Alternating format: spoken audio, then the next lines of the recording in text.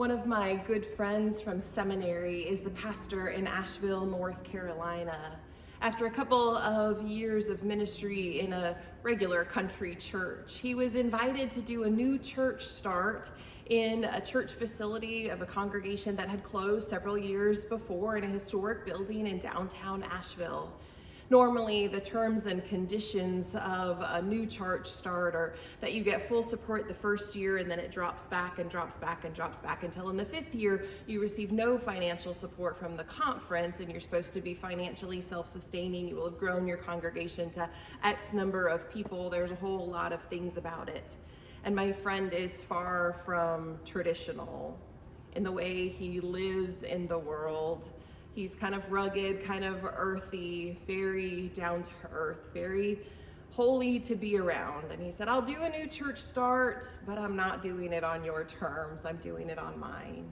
He was very aware that while Asheville is a tourist destination spot, it also has a lot of unhoused people who are not cared for in the same way, who are not provided for in the same way that those of means have access to.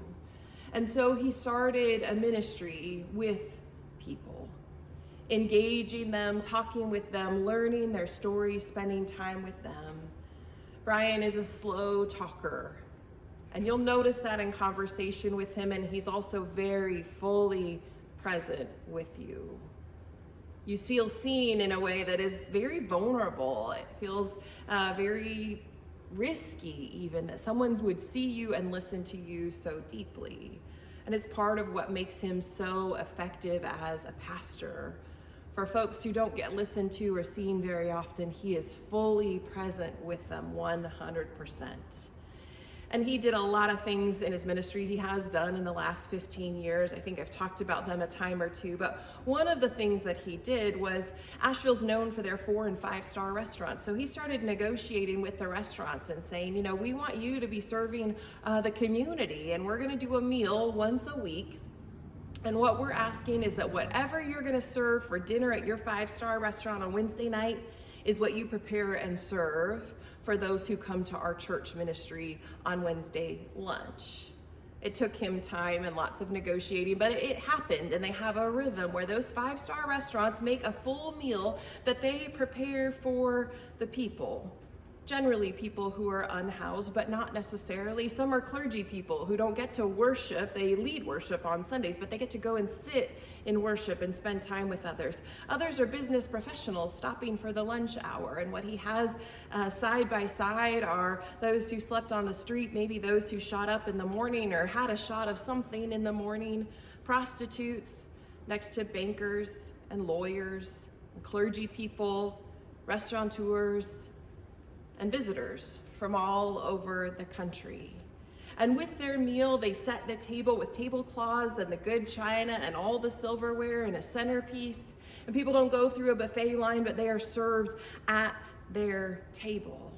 There's incredible dignity in what Brian does. But the greatest dignity is in being present with people. It's a ministry of loving people right where they are, with an invitation to more, an invitation to church and to ministry and to Christ. And they have a worship service afterwards that also includes what Brian calls holy chaos. It's an experience all of its own. It's not sort of demure like traditional church, but interactive and lively, and people get up and they talk and they sing in the middle of somebody else's solo. It's kind of a wild and wonderful thing.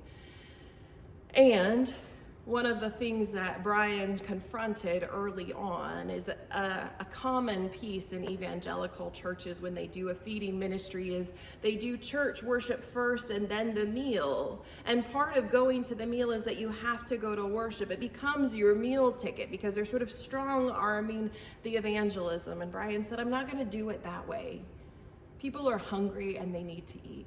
And they should be served with dignity and care and intentionality and love. And we should sit and listen and talk with one another. And yes, there should be worship. And yes, people will be invited, but it is totally optional. We want choosing Christ to really be a choice. I love Brian's witness. I love his ministry. I love the ways that it's expanded and grown. I could probably do 10 of these about the different things I've seen in Brian's ministry, but I want us to pause with this one.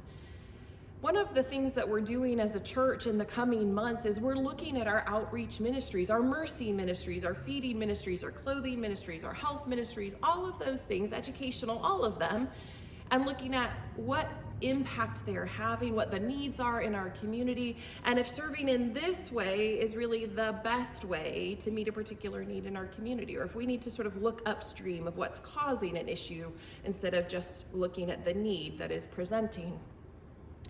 And I want us to keep Brian's example in mind, that we would begin with relational ministry. Yes, people need food. That's 100% a part of the deal. But they also need to know that they are seen, and they need to be heard, and they need to be cared for and loved just as they are.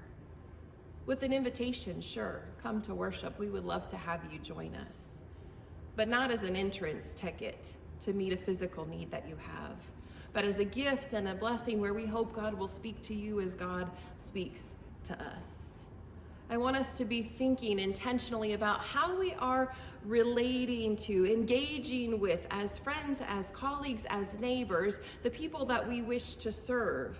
Not transactionally, we'll give you this and you get that, or you give us this in return, or you attend in return, but instead relationally, where we begin to know people by name, start to listen to their stories, and see beyond just their present need or predicament. Let's be thoughtful and self-reflective, friends. Take care.